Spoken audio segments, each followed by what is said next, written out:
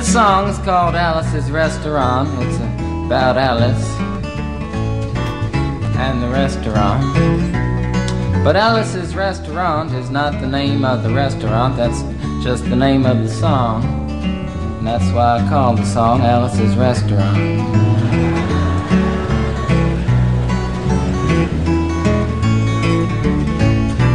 You can get anything you want at Alice's Restaurant.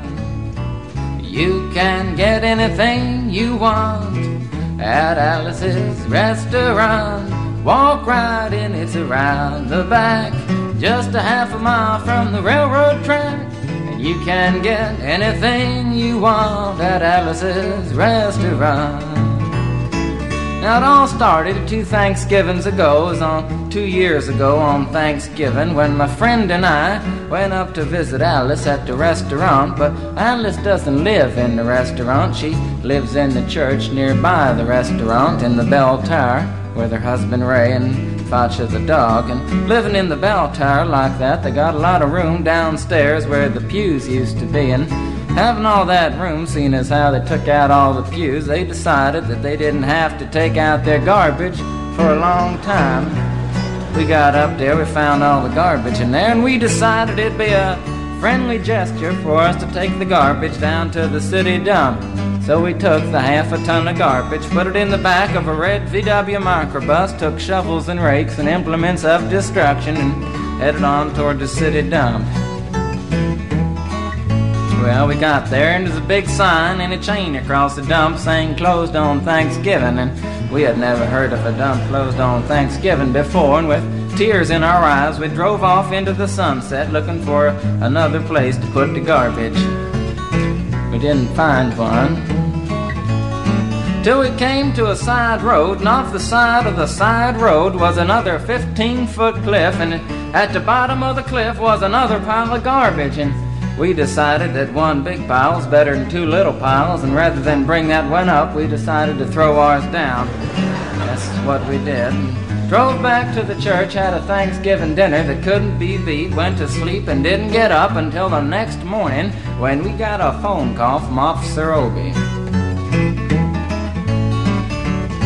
He said, "Kid, we found your name on an envelope at the bottom of a half a ton of garbage, and just wanted to know if you had any information about it." And I said, "Yes, sir, Officer Obie, I cannot tell a lie.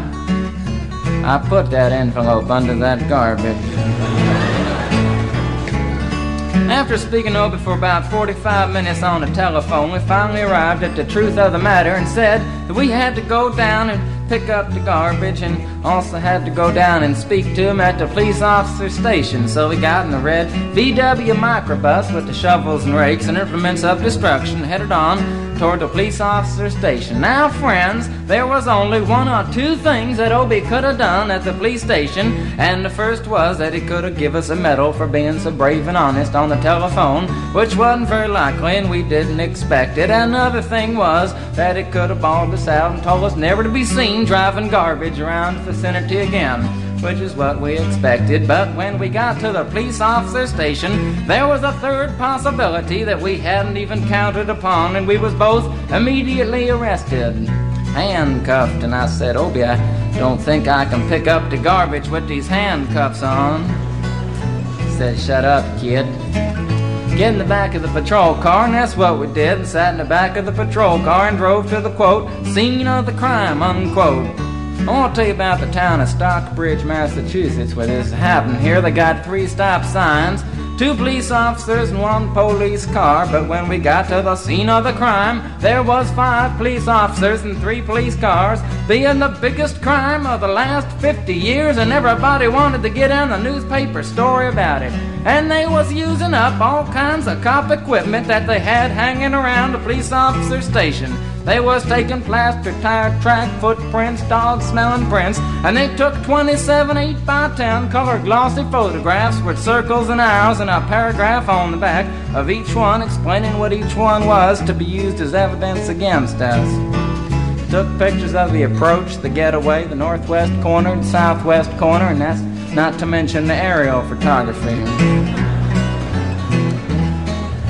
After the ordeal, we went back to the jail. Obie said he was going to put us in the cell. Said, "Kid, I'm going to put you in the cell. I want your wallet and your belt." And I said, "Obie, I can understand you want my wallet so I don't have any money to spend in the cell, but what do you want my belt for?" And it said, "Kid, we don't want any hangings." I said, "Obie, did you think I was going to hang myself for littering?"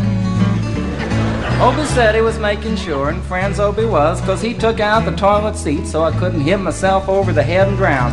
And he took out the toilet paper so I couldn't bend the bars, roll the toilet paper out the window, slide down the roll and have an escape. Obie was making sure, and it was about 4 or 5 hours later that Alice, remember Alice? It's a song about Alice. Alice came by and with a few nasty words to Obie on the side, bailed us out of jail. We went back to the church, had another Thanksgiving dinner that couldn't be beat, and didn't get up until the next morning when we all had to go to court. We walked in, sat down. Obie came in with a 27 8x10 colored glossy pictures with the circles and arrows and a paragraph on the back each one. Sat down.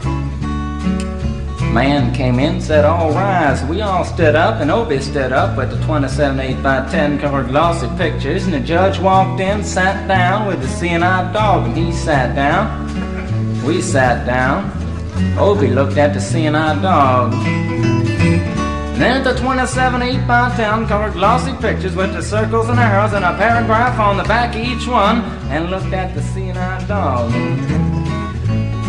And then the 27 8x10 colored glossy pictures with the circles and arrows and a paragraph on the back of each one, and began to cry, 'cause Obie came to the realization that it was a typical case of American blind justice, and there wasn't nothing he could do about it.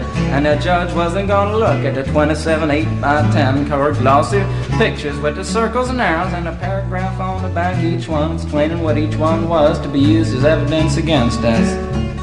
And we was fined $50 and had to pick up the garbage in the snow, but that's not what I came to tell you about. Came to talk about the draft. We got a building down New York City. It's called Whitehall Street, where you walk in and you get injected, inspected, detected, infected, neglected, and selected.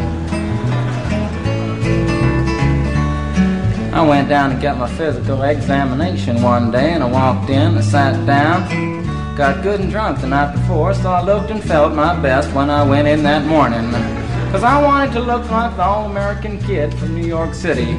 Man, I wanted to feel like I wanted to be the all-American kid from New York. And I walked in, sat down, I was hung down, brung down, hung up, and all kinds of mean, nasty, ugly things. And I walked in, I sat down, they gave me a piece of paper, said, "Kid, see the psychiatrist, room 604. And I went up there, I said, "Shrink, I want to kill. And I want to kill. I want to see blood and gore and guts and veins in my teeth. Eat dead, burnt bodies. I mean, kill. And I started jumping up and down, yelling, kill. And it started jumping up and down with me, and we was both jumping up and down, yelling, kill. And the sergeant came over, pinned the medal on me, set me down the hall, said, "You're our boy." Didn't feel too good about it. Proceeded on down the hall, getting more injections, inspections, detections, neglections, and all kinds of stuff that they was doing to me at the thing there. And I was there for 2 hours, 3 hours, 4 hours. I was there for a long time, going through all kinds of mean, nasty, ugly things, and I was just having a tough time there. And they was inspecting, injecting every single part of me, and they wasn't leaving no part untouched. Proceeded through, and when finally came to see the very last man, I walked in, sat down after a whole big thing there, and I walked up and said, "What do you want?" He said, "Kid, we only got one question. Have you ever been arrested?" And I proceeded to tell him the story of Alice's Restaurant Massacre with full orchestration and 5-part harmony and stuff like that, and then all the phenomena. Stopped me right there and said, "Kid, did you ever go to court?" I proceeded to tell him the story of the 27 8x10 colored glossy pictures with the circles and arrows and a paragraph on the back of each one. It stopped me right there and said, "Kid, I want you to go over and sit down on that bench that says Group W. Now, kid."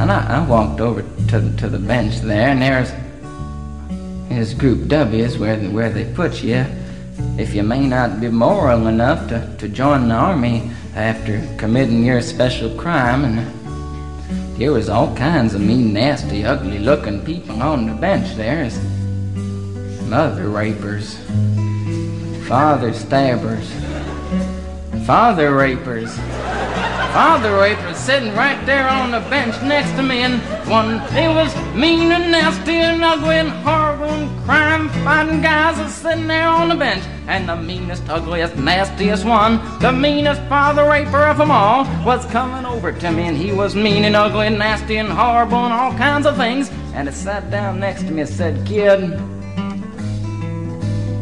what'd you get?" I said, "I didn't get nothing. I had to pay $50 and pick up the garbage."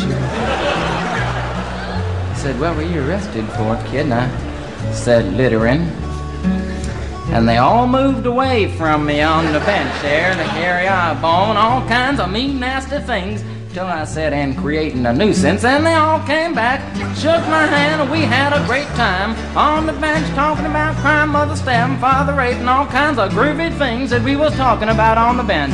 And everything was fine. We were smoking cigarettes and all kinds of things until the sergeant came over,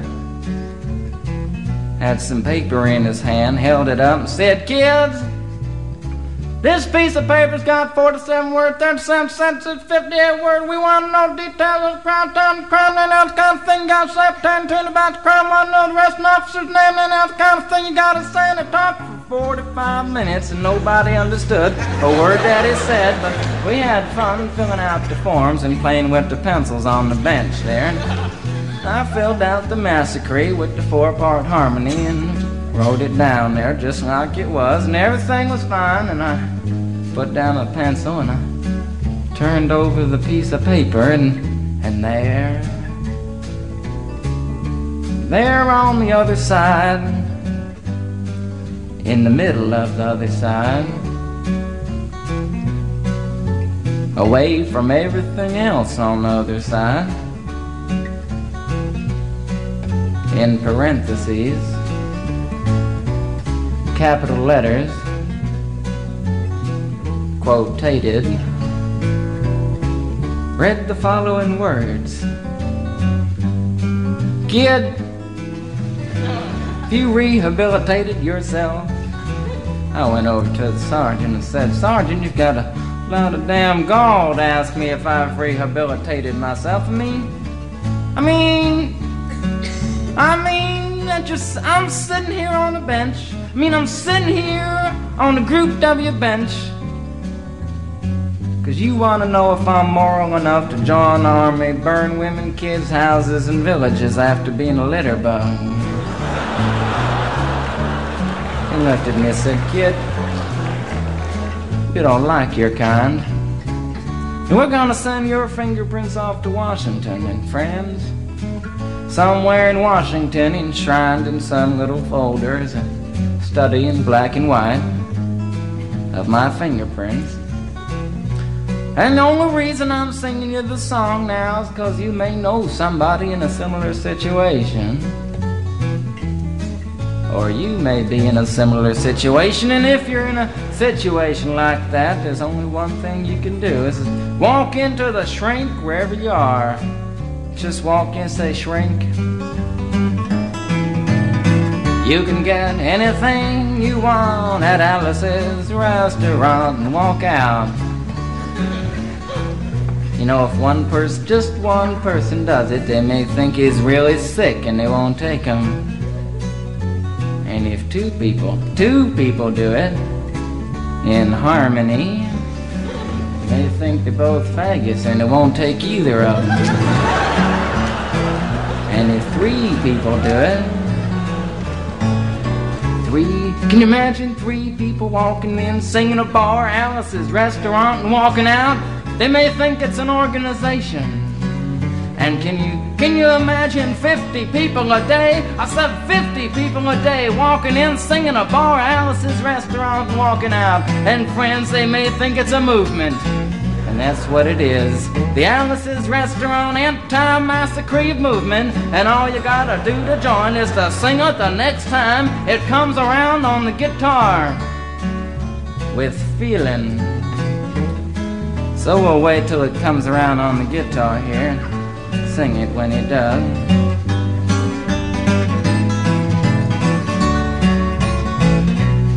Here it comes. You can get anything you want at Alice's Restaurant. You can get anything you want at Alice's Restaurant. Walk right in, it's around the back, just a half a mile from the railroad track. And you can get anything you want at Alice's Restaurant.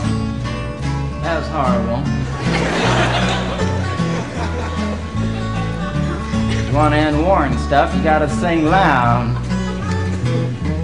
You can put it loud. I've been singing the song now for 25 minutes. I could sing it for another 25 minutes. I'm not proud or tired. So we'll wait till it comes around again, and this time with 4-part harmony and feeling. We're just waiting for it to come around is what we're doing.